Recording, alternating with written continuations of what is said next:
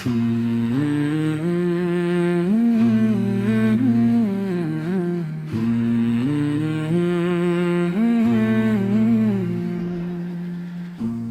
को सुकून सा मिल जाता है जब नबिया का ज़िक्र आता है।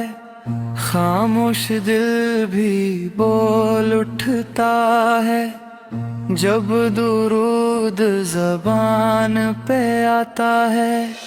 आपकी बातों में राहत है, आपकी सीरत में नूर है।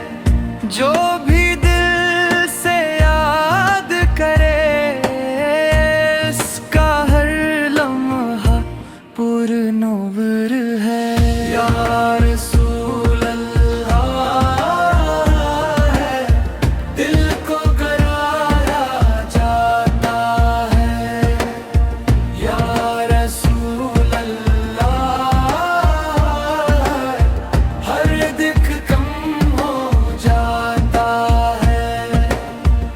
आपकी संत जिंदगी की है, हमको सही है राह दिखाती है।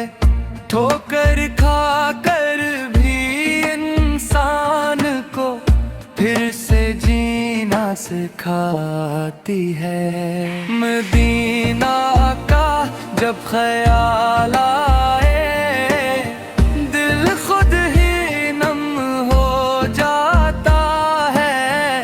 काश वो तुम भी आ जाए जब सलाम कहने जाऊं।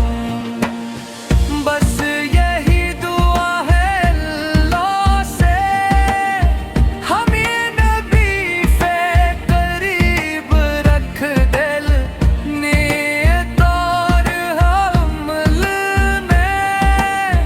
सच्ची मोहब्बत नसीब रख।